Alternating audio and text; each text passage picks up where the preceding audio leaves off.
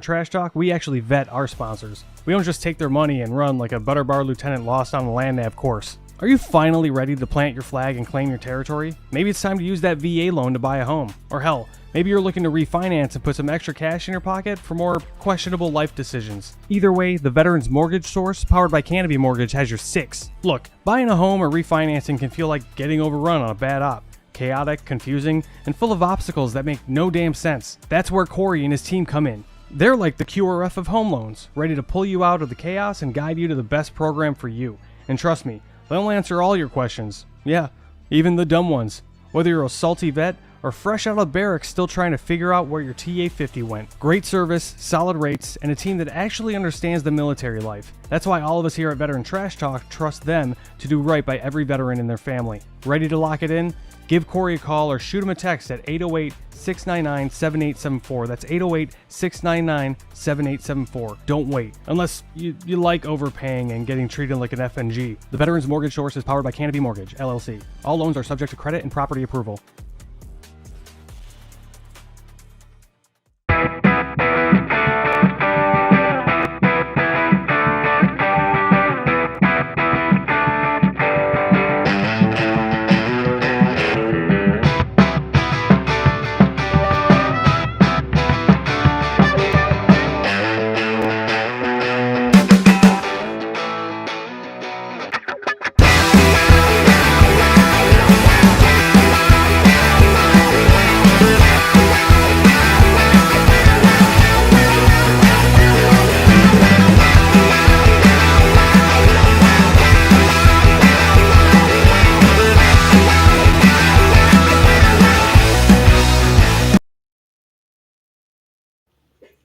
Hey, what's up, Mental Health Nation? Hope everybody's having a great Monday. I'm super excited about today's show. We have the lovely Natalie on today, and she has such a powerful story, and we'll get to her here in a second. We'll get the update from Lynn, how her weekend was, and how her going back to office is. It's a big adjustment. I know that can be a very stressful time. But hey, with that, as you saw the introduction with the Veterans Mortgage, you can scan that QR code there on the lower left-hand corner because, interest rates are going to come down. And if you're looking at buying a house or if you already own a house, please scan on that. And, they'll be more than willing to help you with that. But up in the upper left-hand corner, you see one that says WAA. And for all of who listen to the show, that Reads Across America is a great, wonderful program and how they make sure that those veterans are memorialized during the holiday season. I'm super proud to be part of them. And so you can very easily scan that QR code. You can donate a wreath anonymously. You can donate a wreath to somebody that you know. For as little as $10. And now, just so you know, even though I live in Italy, my home is Virginia, so it is for Arlington Cemetery. However, they do spread the wreaths out all across the United States if one cemetery doesn't absolutely sell out or not. They do ensure that has happened. But along with that, as you guys do know, that Reads Across America also has a radio station. And Reads Across America Radio replays my podcast at Fridays at 8 p.m. and Sundays at 10 p.m. And it's super easy to find. You just download the Odyssey app, the TuneIn app, or the iHeartRadio app, and search for Reads Across America Radio for not only mine and Lynn's great podcast, but all the great podcasts and great music they play out there. And you guys hear me talk about it all the time about 10th Mountain Bourbon. I was a Scotch drinker for many, many years. And, they kind of got me switching a little bit to the bourbon side with their great bourbon. So, hey, give them a shout out, give them a look. They got really great bourbon out there. They got one they age in sherry barrels that I will tell you that is pretty awesome. And hey, in the lower right-hand corner, I saved the best for last, PCS Paradise. They are located out in Hawaii. And you know what? Along with looking for that new mortgage, maybe you're looking for a new place to live, maybe a vacation home, or maybe you just want to change where you're at and go live on an island, enjoy the island life for a while. So give that a scan and, say hi to them. We got a big show today. We got a lot of things, a lot of important topics to talk about today, and something that's very touching to all of us. And we also understand how devastating things can be. And Natalie will get into her story. I don't want to talk too much about it. I want her to tell her own story. There's a couple of things I'm going to talk about here right quick if we get into it. It is springtime. It is a rough season. People sometimes who are going through a lot of things, it's a tough time for them. So let's just look out for each other a little bit closer and make sure everybody's doing okay. And with that, Lynn, how are you doing? You said you were a little tired tonight when you signed in, so. Yeah. Okay. So, first of all, happy Easter to those who celebrate Easter, because we all know that's coming up. I'm preparing for that. So we do our annual crawfish Easter boil, and we do like an egg hunt for the families and for all the kids and the pool party. So that's on my mind, but I'm just now getting into the routine of getting back into the office, the return to office. So I get up early, like 4:35 a.m., so that I am in the office at 6 a.m. And then I get back at 2:30. But then I have a full afternoon schedule with soccer. If I'm not doing the podcast, I'm doing soccer with my kids. I'm making dinner. I am quote unquote single mom while my husband is stationed in Virginia, so I have a lot on my plate. So I'm just now getting used to it, and I am starting to have more energy again at the end of the Nice. workday. So today I made red beans and rice, and some sausages and shrimp, and yeah, ready ready for the day. But I wanted to talk about IW for a little bit. I'm going to be doing the IW Leadership Summit conference, and this year they're doing it a little bit different. So every year we get together, we have our leaderships, who does all the hikes, all the leadership from every different city.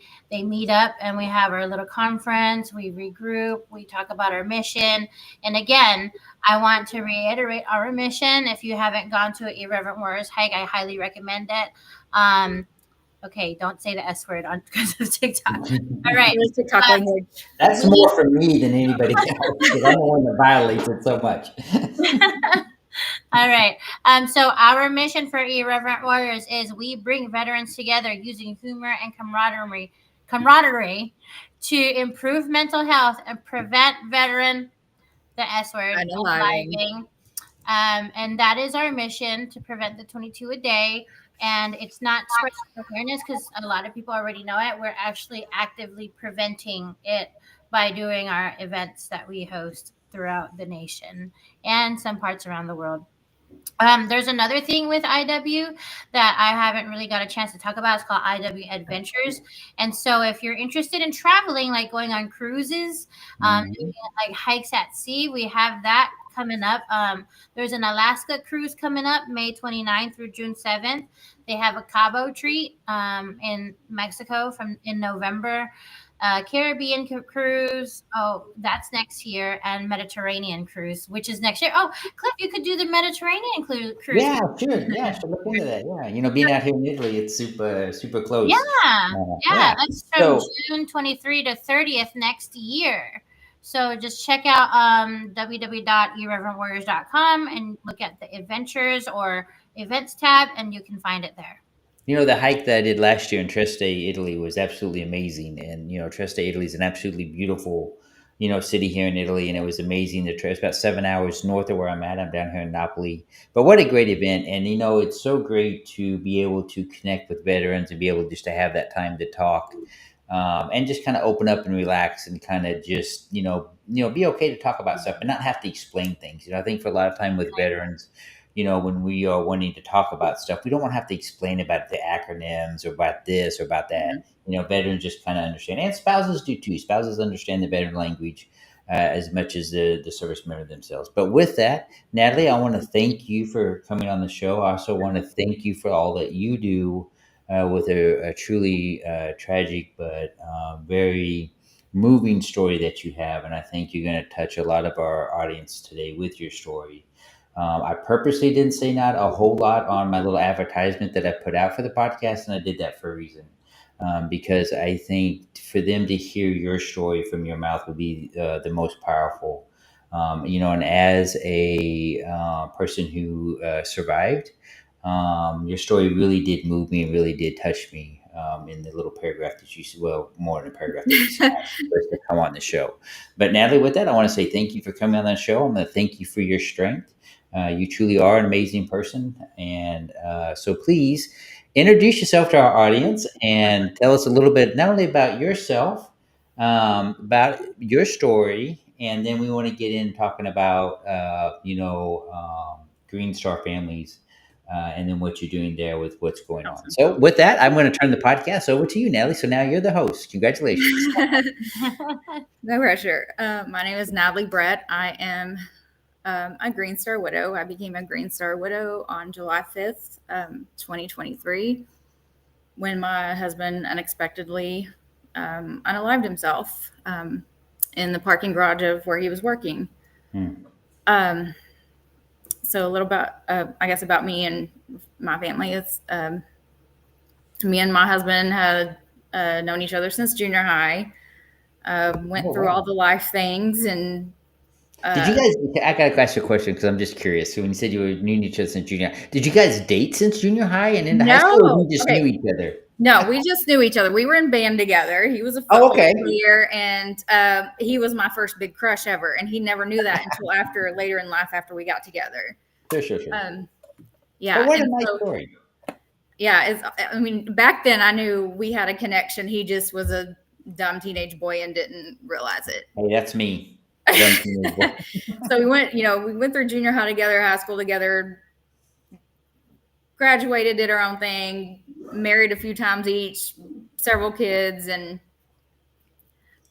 we both had just gone through a divorce, and he had just gotten back from Korea, and he got back on Facebook and was adding everybody back on from high school and stuff. And Sure. so he had gotten in touch with me, and we were just kind of going back and forth, like, "Oh, you look so pretty today," and just like all this cutesy stuff. And then after a while, he's like, "Hey, I'll be home in July for leave. So you want to just go hang out or whatever?" I'm like, we'll see.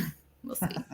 And so he's like, "Hey," he finally texts me and he's like, "Hey, I'm home. You want to go hang out?" I'm like, "I guess, sure, whatever." And man, that was when you have a bond and that connection with somebody. I'm telling you, when they say it's an instant thing, it's an instant thing. Because when he opened that door to take me out, it was like lightning struck me. I mean, no joke. And I mean, we were inseparable for 2 weeks after that. And then we made the decision, this is what we want and what we want to do. We want to be together, make that commitment. And we toughed it out for 15 months while he was still stationed in Missouri at Fort Leonard Wood. So we got together. Very well.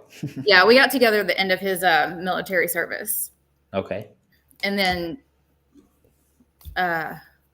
he came home, proposed, got married, blended our family with 6 kids, and lived happily and awesomely until, the devastation happened. Yeah. So can I ask you some questions? Yeah, go ahead. So, first of all, can you talk about how old the kids are, male, female? So there's 5 boys. So okay, that's a lot. So my oldest one is a male. He's 26. The next one in line is my bio kid. He's 21. He's high functioning autistic and lives at home. Okay. Then the next one is my husband's bio son. He is fixing to be 21 in June, and he is stationed at Elmendorf in Alaska right now. He's Air Force, trying to be crew chief. Oh, nice. I've been mom since my husband died. Yeah. There's a lot of stuff, but I've been mom. I've been the one there for him. Yeah. And then there's so many you have to think about it. And then my daughter is 18. She is at Texas Tech University doing pre-nursing. Nice. The next one is almost 16, almost 17 in June. He's a junior in high school, likes cars, all that kind of fun stuff. And the youngest one is my husband's bio kid, and he is in Granger, Texas, and plays all the sports and football and just all the things. So, and I still see him every once in a while, and when I can. He's a busy kid, but I mean, all these kids are so bonded, and I mean, they were so little when we got together. Yeah. Well, that's really amazing. I have well, you don't know, but I have a 21-year-old. He goes to school in Virginia. He lives, in Virginia, obviously, going to Hampton, Sydney. But then I also have a 10-year-old. Wow. So they stay quite busy. Yeah. Wow. It's a lot of fun. And I'm the fun dad, right? So I'm a stay-at-home dad. And my wife's still active duty Navy. She's a captain. And so like the other day, I don't know why it looks so red on my screen. I'm really not that sunburned. So I always take the boys and we always go and do something, when they don't have school. And so last Friday they were out and I took them all to the beach. And that was just a lot of fun. But, Natalie, I know that you don't know much about, or maybe you do know about your husband and what he was going through. Can you, if you will, because I think it's helpful, talk about, was he having some PTSD issues? Was he having sleep issues, substance issues? I am an unaliver Yeah. survivor. People know that who watched the show, and I was lucky enough that my brother found me and was able to save my life. And so this is why I find your story so moving. And I know it hasn't been that long, but I think it's important. You can talk about as much as you want, as much as you're comfortable with talking about. But I think it's also important that people hear this, because there's probably was subtle signs. Maybe there was, maybe there wasn't. My family talks about on the documentary that, yeah, there were signs, but there was nothing that jumped out at him. And my brother's a nurse. And so I just wondered if there was anything that you could convey to the audience, maybe that, about your situation, about, things you guys saw or change in his behavior on certain dates or certain times and things, because, with military service, it's tough and it's hard.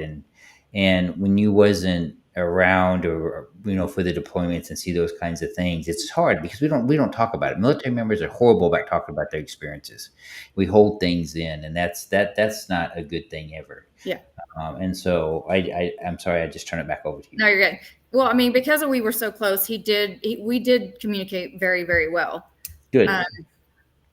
So we kind of go back a little bit. Once he got out of the service, he already had a job set up. He was a security director for a hotel in downtown Dallas, working for Marriott.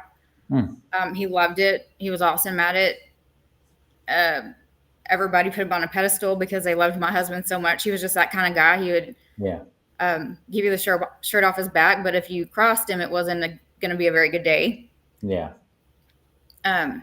So he did that for 8 years. We're just going about life, and there was an opportunity for him to finally advance. So there was a new hotel opening up in downtown Dallas, and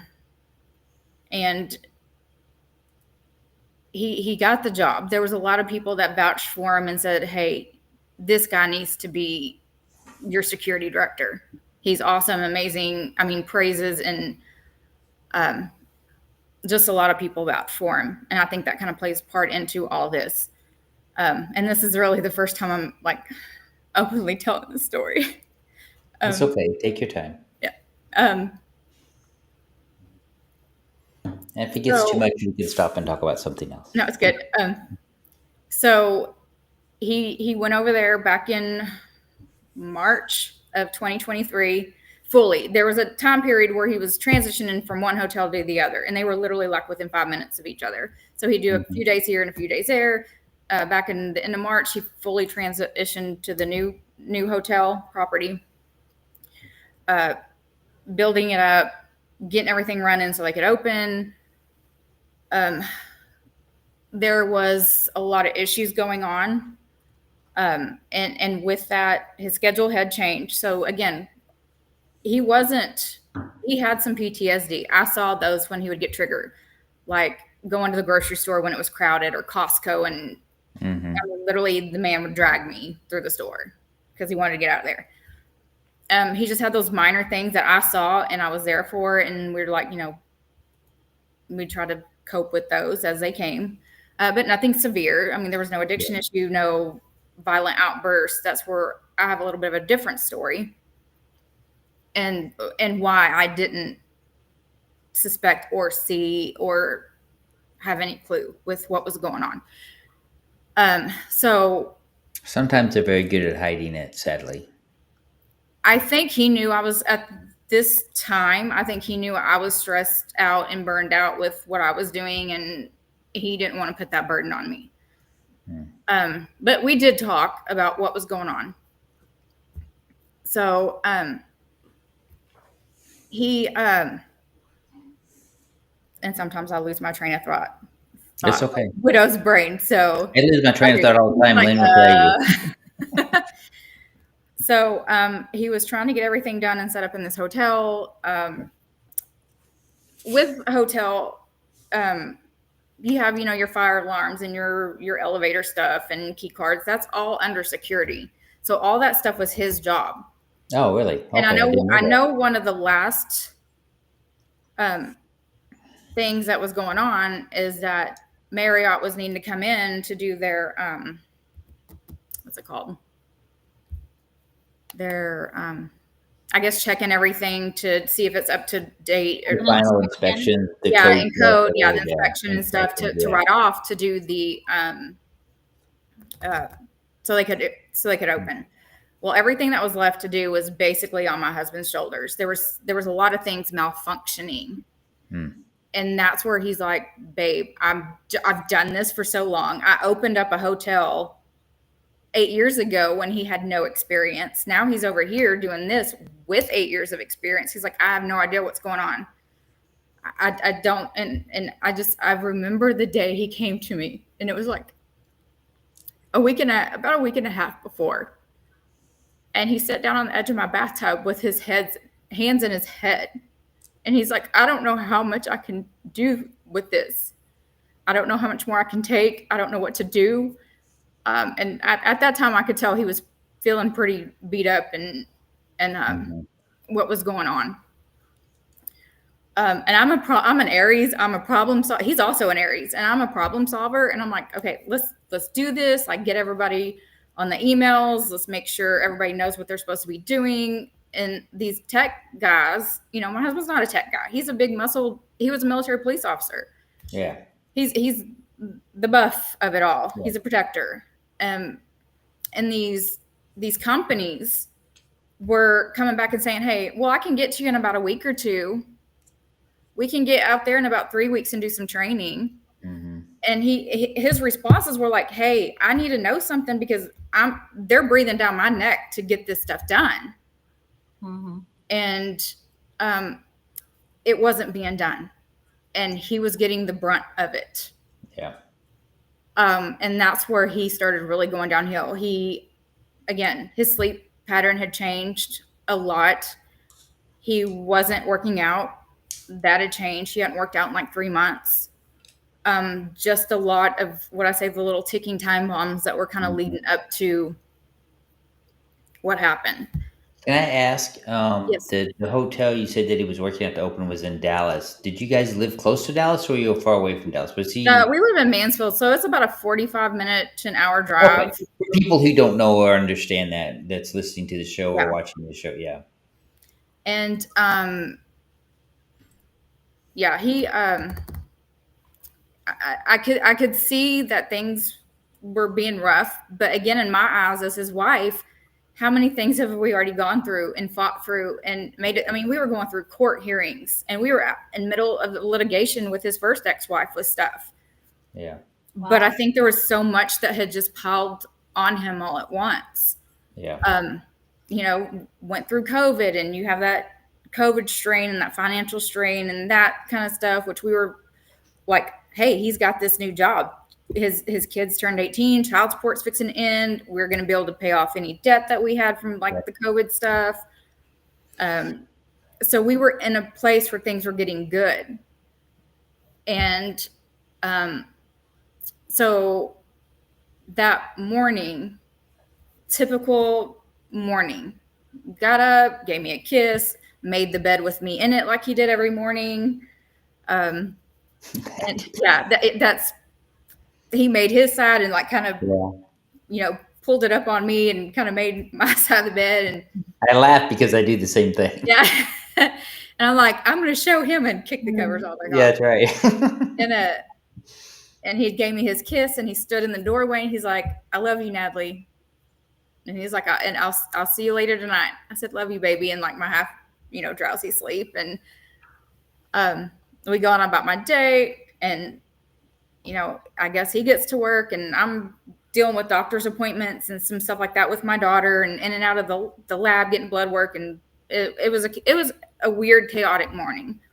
Yeah. And then I get her dropped off. I go to work. And then at 1:20 in the afternoon, I got a phone call. And it was a detective saying that he needed me to get to my house and he needed to meet me. And he wouldn't tell me what was going on. I'm like, I'm 45 minutes away from my house. I said, do I need is it serious? Like, is what's going on? Do I need to get his mom? Do I need to contact his mom? And he's like, yeah, you probably do. And just meet me at the house. And then one of his coworkers was like, you need to tell her. Like, you need to tell her now. If you don't, I will. And she said she was sitting there arguing with him. And she got on the phone and said, Daniel pew-pewed himself. Mm-hmm. And that was a hard pill to swallow. Not having any idea. And I feel that going through this, I was so naive about it could never happen. Because we had such a great love and we always fought all of our battles together, that why couldn't we fight this one together if there was that much going on? And after the fact, I was told that there was more going on at his job than what I knew, that he wanted to tell me. Yeah. And then, so that morning with him, he had gone into work just fine. Everybody, he always went in there with a smile on his face, like, good morning. And we, this was right after 4th of July weekend. So we had gone to the lake house and we had gone to Six Flags, and everybody's like, hey, how are you doing? We're great. And I had so much fun this weekend. And from what I have been told, from, I guess, sources or his employees, that his security directors that were under him, that he allegedly had some kind of meeting with upper management that morning. And after that meeting, he was a different person. He, they were saying that he was like almost aggressive, like just a different tone. And his whole plans had changed. I guess there was a plan for some kind of training that afternoon. They were going to go do lunch. He had a 9 o'clock meeting. Like, so his day was pretty well planned out. We had dinner plans. And from, again, a third party source was like, he came down, he was just not himself. And he decided to, he said he came down and said he was going to go take a pallet jack back. He had rented a pallet jack because the hotel was still under construction. And he wanted to go take that back. So he took that back. And I even went and did my investigating because the receipt was still in his truck. Yeah. So I even went to the rental place. I said, did you see my husband? How was he acting? What was he doing? Like, what was his demeanor? And they're like, he just came in, dropped it off, and they didn't say he was like out of the sorts. And then after he dropped that off, he went back to the hotel. He made a few text messages to his boys and his mom. He sent out a group text message to the employees, like the high-end employees of the hotel, like the GM, the director of operations, all the hotel directors, like banquet, like all the people he needed to communicate with on a daily basis. He sent a group text message out to them saying, third floor parking garage in my truck. And nobody responded to him. Not a damn person responded like, hey, you good? He's got an old truck. Your truck broke down. Nobody responded to him. And in that time period, he had called me. And I didn't answer because I was in the midst of, we had kind of texted back and forth, and I was telling him like I'm still in a doctor's appointment. And he did try to call me right before. And then I didn't answer. And then he sent me a text message that said, third floor parking garage. This has been too much. You're the love of my life. And those are the last words I got from him. And he ended his life about 8:30 that morning. And I didn't find out till about 1:20 that afternoon. And he carried on him all the time. He was a military police officer, so that was his thing. Mm-hmm. And and I've just kind of dug deep into things. I've done my own investigating and trying to figure all this out. I found some stuff out. Again, it was a lot of work-related stress. Yeah. And to have to be on a pedestal and to have people put you on a pedestal. And he's one, he always competed with himself to be bigger and better and be the best, and to do that and to have him knocked down. I can speculate what I think happened in that meeting, but I believe that they didn't feel like he was doing the job they hired him for, which was not the case. Yeah. I have the text message. Well, sorry. You're good.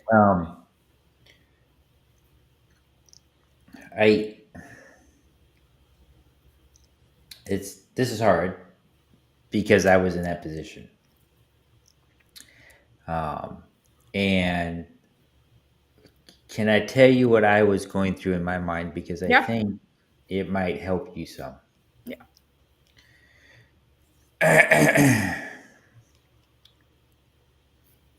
When things get too much, and when you get to that point, they call it a coupling effect. And that coupling effect has, psychologists will talk about this, immense effect. And it's because when you get to that point to you no longer want to be here, that goes against every cell of your body. And when that happened to me, I talk about this all the time, is there was nothing that was going to change my mind, sadly.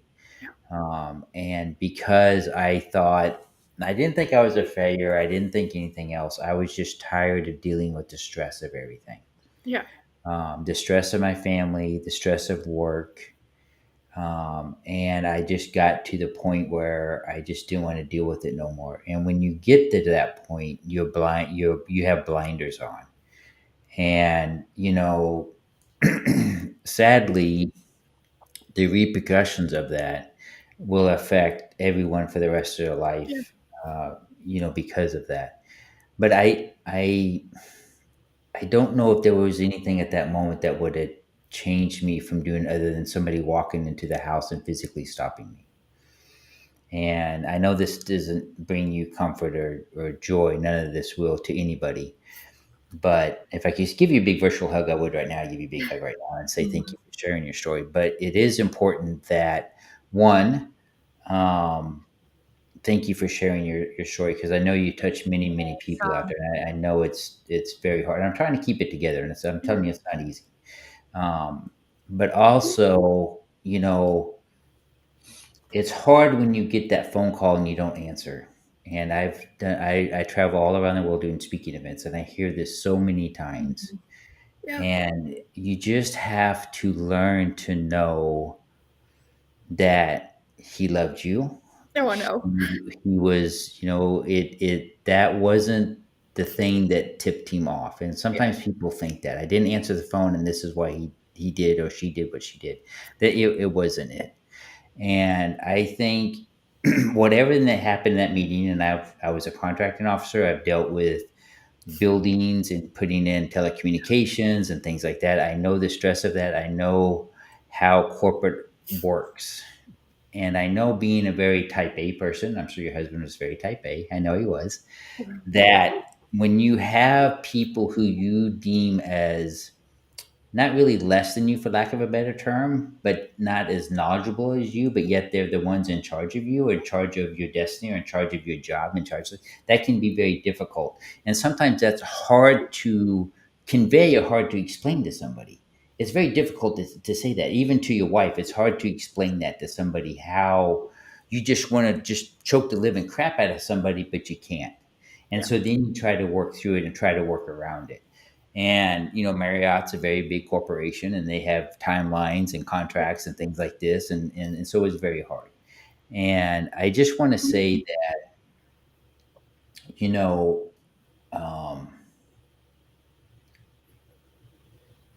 I don't think he wanted to come home and look at what happened at work that day.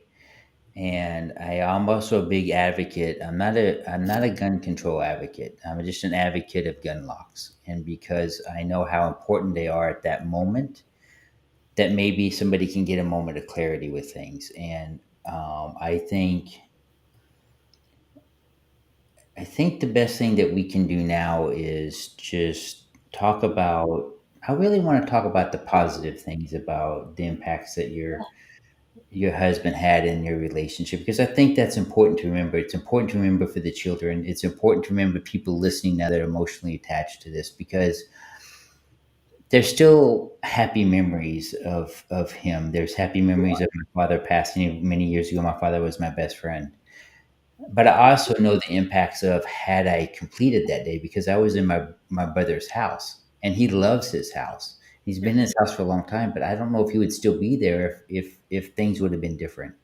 I know in your story you talked about having to go and deal with the truck and deal with the cleanup and deal with things like that.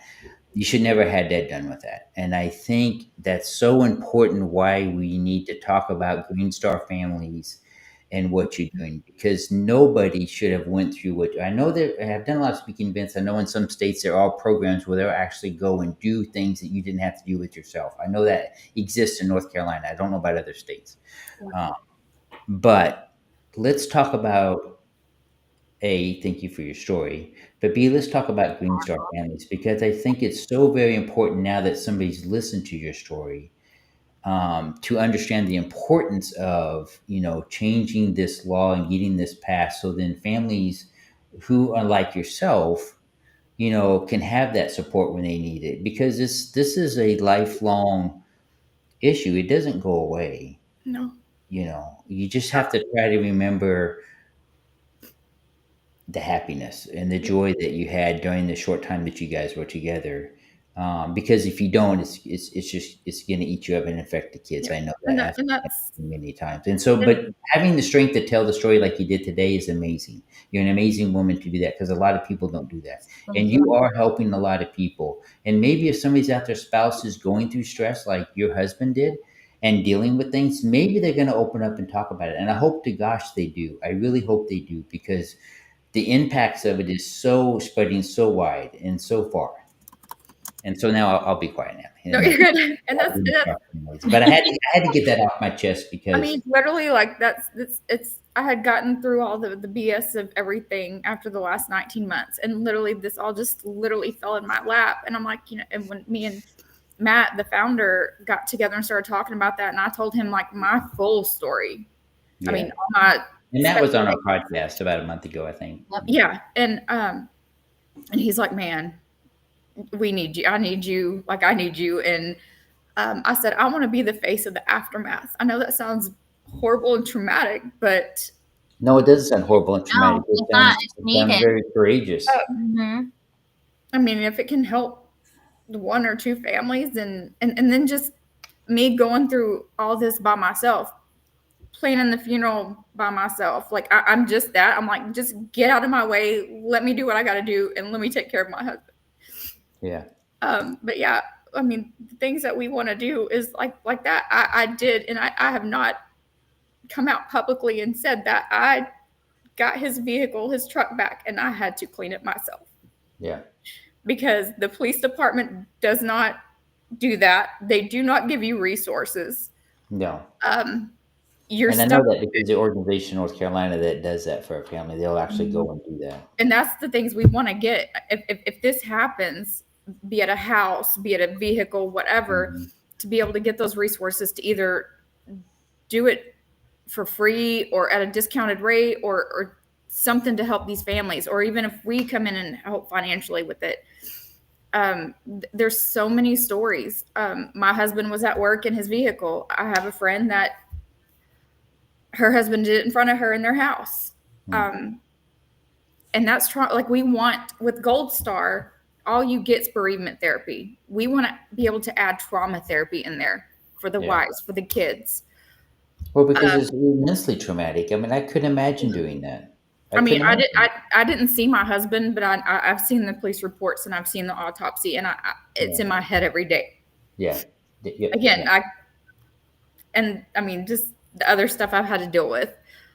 But we really want to get this Green Star. Green Star, we want to be kind of in combination with Gold Star, and we want to push it to get it federally recognized. And that way we can get those federal resources to help families and to go through this process when it does happen. We hope it doesn't happen. Hopefully we can be the faces and and help veterans that are kind of being a butt and like, I don't want to go get therapy, but see our stories and see what we may have had to deal with that may change that. Because if somebody's in that place, in that mindset that you're a burden to your family, you're not. No, You're not. And you can't think that way. And what happens It's quite the opposite. Yeah, and what happens is when that does happen, the pain that the veteran was feeling, and they unalive themselves, it just gets passed down to us and the kids and the family. And then in return, the wife and the children and the immediate family, there's a 60% chance more likely that yes we would go down that same route. Yes. And I struggled myself with that for the first 9 months. It's hard. And I was told that you're strong, you can get through anything. And I'm like, no, sometimes people break, and I'm at my breaking point. It's okay to break. It's okay to be human. We forget that sometimes. And I think when you're a very strong-minded person, just want to get things done, Natalie. Yeah, and I'm that way. You need to understand you're human. You need to understand when you're at your limit, and you need to understand when you need to ask for help. But I never got that support of actually having emotional support. It was just like, oh, Natalie, you're so strong. You can get through this. Mm-hmm. Oh, I had a lot of dark thoughts in my head while I was going to therapy every week. Yeah. No, I get it. No, I get it. Yeah. Yeah, and but yeah, we really want to get this Green Star done. We want to be able to help families, even it's the expense of me going through what I went through. I talk to my husband all the time, especially at the cemetery, and I'm like, I need a purpose. I've been kind of a stay-at-home mom. I've had a little house cleaning business on the side. I've been a mom and wife since I was 18 years old. I just turned 45. And it's like, what am I supposed to do? I have no husband to be a wife to. My kids are almost all grown.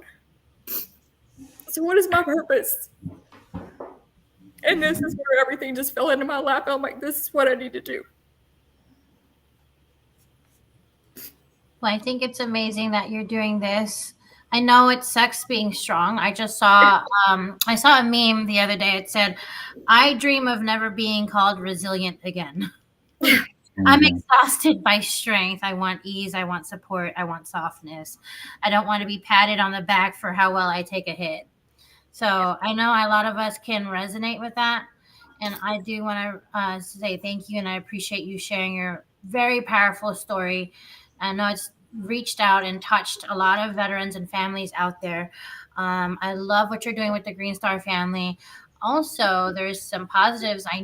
Didn't you say you were going to do the pageant with Kashi? Yes. So I get to be the official Green Star pinup.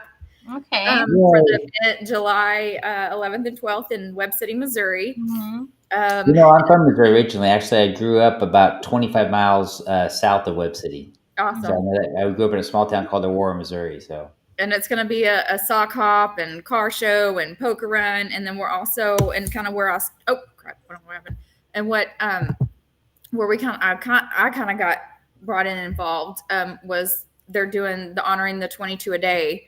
Mm-hmm. And my husband will be one. The other two Green Star widows that are kind of in our group, I'll be honoring their husbands as well.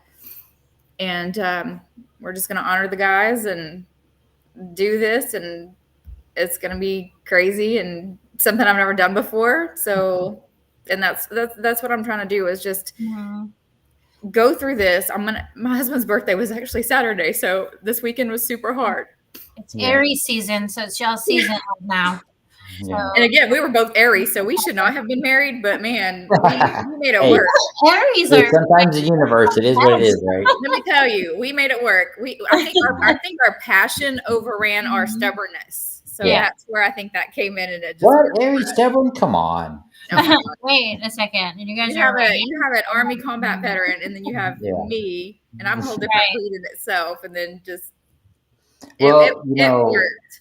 Natalie, there's my mom sadly is having some health issues, so I may have to leave and go back in June, which I may still be in Missouri during that time frame. So if I am, I'll Yeah. be sure to come up and join that Awesome. event, or at least find out what's going on. But we did share the Green Star families Yes. out there. We need to go ahead and close down the show. Natalie, I want to invite you to come back on the show I would love anytime you feel to. the need to come on and Yeah. talk. And we know what, With her and next Tashi time you together. come on, let's talk about some fun stuff. Let's talk Yeah. about something a little bit in memory or something like that. I think Me but and it's Kashi, truly well, amazing with all that you're doing and what you have done and your passion moving forward with Green Star Families. Go ahead. What were you going to say? I'm sorry. I know me and Kashi are supposed to be together around May 3rd, but that's going to be on a weekend. So Well, that's cool. We can yeah, still. I think we're gonna be scheduling for May soon. yeah, So, she's we're doing an event here together in Fort Worth. mhm. Okay. The Nice. pinup, is that? I missed it. Yes, it's another one at the Indian Motorcycle place. Oh, fun. So Nice. Awesome. I'm gonna be a busy girl, and we got lots of things planned for the summer and traveling and just pushing out Green Star everywhere. Well, Natalie, I want to thank you for coming on the show. I want to thank you for sharing your very powerful story. I know I'm probably going to have Good not a try. hard time sleeping tonight, but I'm going to have a little thought process going through. But it's just very important, and I think for anybody out there listening to the show, if you are in that person or if you're on that spot, please reach out and talk to somebody. Please know that it's not the end of the world. You may think it is, but it's not. Because usually when one door closes and another one opens, and so don't look at it as a failure. Look at it as something more positive. I know these words doesn't help you in your situation, Natalie, but I know that you are helping others out there, and just know that and take solace in that. It does take a strong person to tell their story, but also I think not many family members tell the story of the impacts that it has on them. I talk about it as being the person that was lucky enough to survive. You talk about it dealing with it moving forward after the Yep. event, and so I think it's very powerful to hear both sides of the story. And so with that, we're going to go ahead and close out the show. Natalie, I want to thank you. You're welcome to come on the show My anytime pleasure. that you want to come Thank on. you. We'll be more than happy to have you. I wanted to remind people that this podcast will be played not this Friday, but next Friday. So if you didn't catch it all, if you want to at least re-listen to it, it's super easy to find. Reach Across America Radio replays my podcast at Fridays at 8 p.m. and Sundays at 10 p.m. Super easy to find. You just download the iHeartRadio app, the TuneIn app, or the Odyssey app, and search for Reach Across America Radio, and you can listen to this great podcast again and Natalie's very moving story. Along with that, we got the QR code that I talked about early on for Reach Across America. You can scan that QR code. You can donate, for a wreath to be memorialized, for the veterans out there. Of course, we talked about 10th Mountain and the Veterans Memorial and the PCS Paradise. I'm going to go ahead and turn this over to Lynn to close this out.